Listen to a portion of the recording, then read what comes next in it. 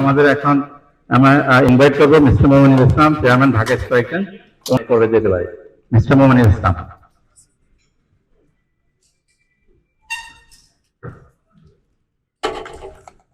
Thank you Saiful ভাই।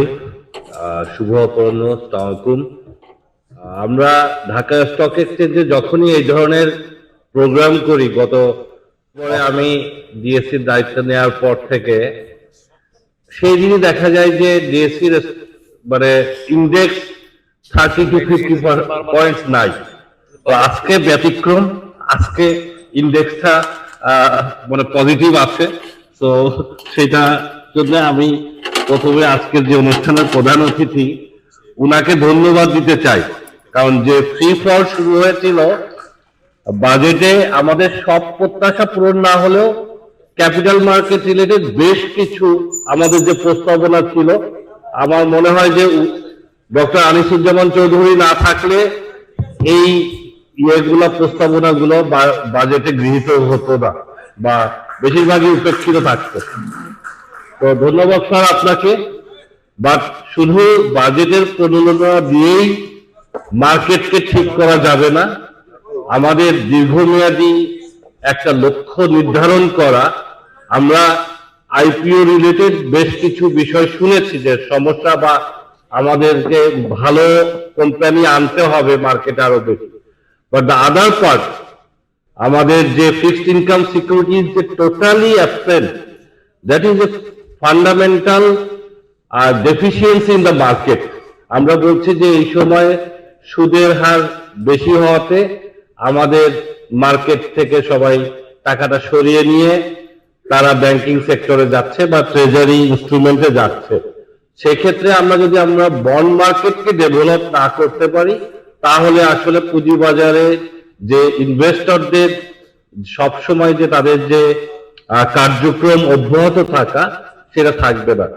আমরা একটা অনুরোধ করেছিলাম স্যার, সেটা হচ্ছে পাকিস্তানে এই মুহূর্তে টোটাল ট্রেডের 35% ইজ গভর্নমেন্ট সিকিউরিটিজ।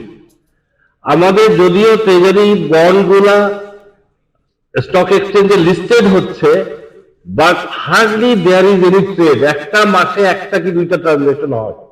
বাট পাকিস্তানের পরিবর্তন যেটা এনেছে, primary auction of the security, treasury security, that also tax place through stock exchange. যার ফলে অনেক ইনস্টিটিউশন এবং হাইলাইটেড ইন্ডিভিজুয়াল প্রাইমারি অকশনে অংশগ্রহণ করছে, যার ফলে treasury borrowing cost has come down significantly। একই সাথে অনেক মানুষ প্রাথমিক অকশনে যখন অংশগ্রহণ করছে, পরবর্তীতে বাই সেলটা হচ্ছে। তো ট্রেজারি ইনস্ট্রুমেন্টের মার্কেটটা ডেভেলপ করে গেছে। আমরা জানি যে আমাদের বন্ড মার্কেট ডেভেলপ করছে না, কারণ we do not have the yield curve.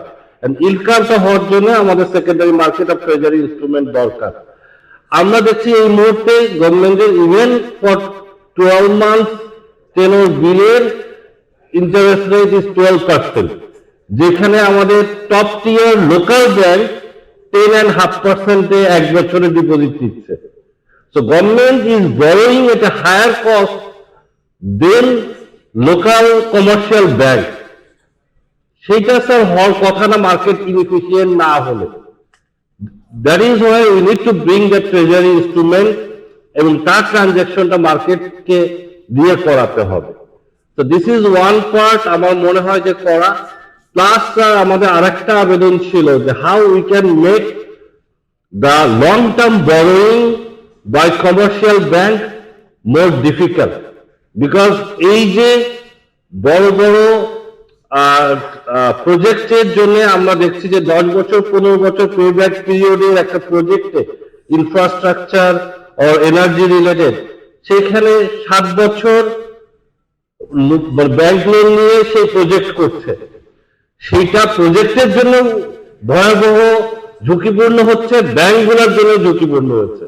এবং ব্যাংকিং সেক্টরে আদার দেন deliberate siphoning out of the money, one of the key reasons for the current destitute condition of the banking sector is giving this long term loan arbitrarily.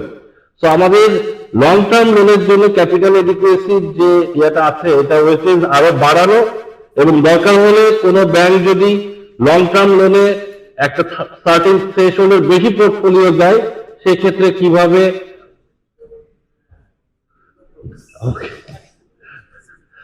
কিভাবে আমরা 10% বা 15% এর বেশি যদি long term loan কোনো bank দিয়ে থাকে, তার জন্য এডিশনাল প্রভিশনিং রিকোয়ারমেন্ট থাকবে, সেটা করা যেতে পারে।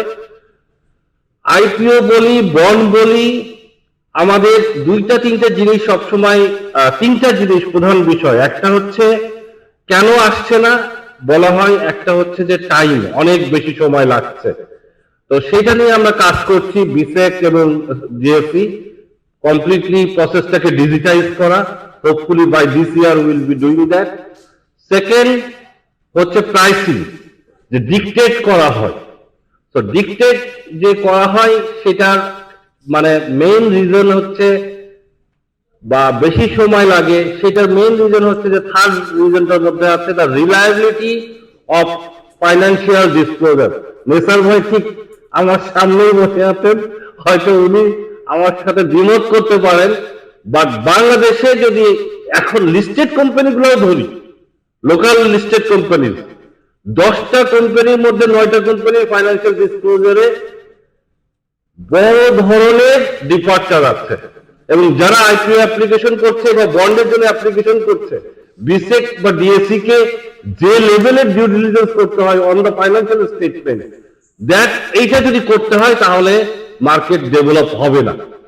We have to make sure the price is determined by the market, process is digitized, at the same time the quality of the financial statement needs to be improved, and in case there is any significant departure in the submitted financials, the issue manager, the issuer and the auditor needs to be taken to accountability.